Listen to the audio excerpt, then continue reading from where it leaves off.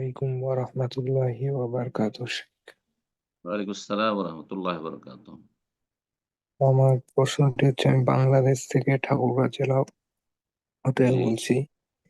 বলেন। আমার প্রশ্নটি হচ্ছে, গণতন্ত্র ইসলামিক আইন অনুযায়ী যেহেতু হারাম কিংবা নিষিদ্ধ, হুম, বাংলাদেশ তো গণতান্ত্রিক দেশ, সামনে নির্বাচন, তো হুম। এখন একজন মুসলিম হিসেবে আমরা কি উক্ত ভোট প্রয়োগ করতে পারবো কিনা? যদি পারি, তাহলে যারা প্রার্থী হবে তাদের কোন দিকগুলি বিষয় বিবেচনা করে তাকে ভোট দিতে পারবো?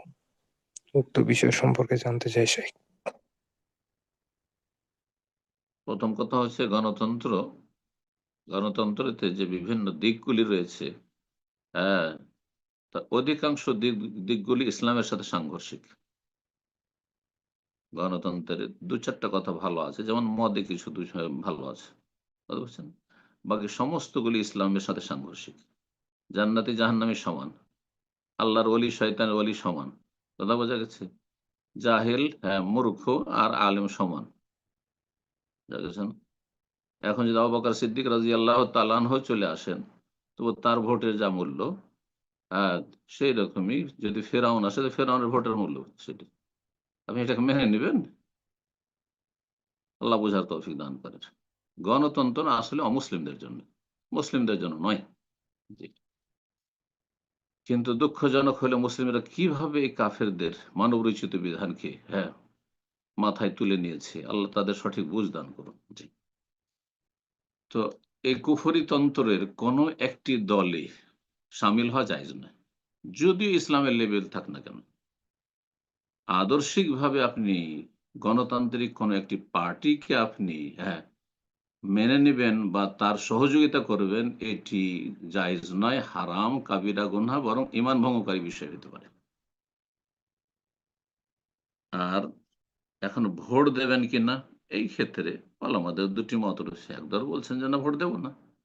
কিন্তু আরেক দল বলছেন, শেখ ইবনে উসাইমিন রাহিমাহুল্লাহ, তার ফতোয়া এটি, যে কখনো, কখনো ভোট না দিলে হয়তো মুসলিম জাতির ক্ষতি রয়েছে।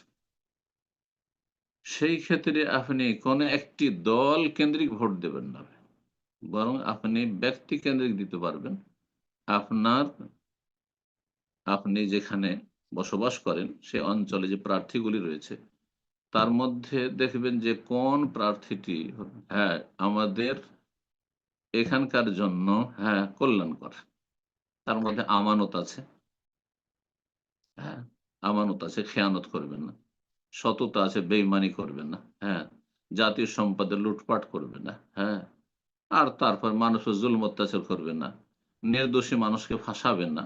বরং মানুষের উপকার করে থাকে। জনকল্যাণমূলক কাজ করে থাকে। মানুষের হিতাকাঙ্ক্ষী দরদি। এমন যদি কোনো প্রার্থী পান, তাহলে ব্যক্তি কেন্দ্রিক তাকে ভোট দিতে পারেন। আ বেশি খারাপ লোকগুলি, অসৎ লোকগুলিকে, হ্যাঁ, আপনার প্রতিহত করার জন্য। এটা করতে পারেন। আর যদি দেখেন সবগুলি একই ক্যাটেগরির, হ্যাঁ, সবগুলি একই ঘোরের মাথা মোড়া, তাহলে কাউকে ভোট দেবেন না। বয়কট করুন আপনি। নাসাউল্লাহ সালামত ওয়াল আফিয়া। জি। সালাফি.9 রাসূলের কথা বলে।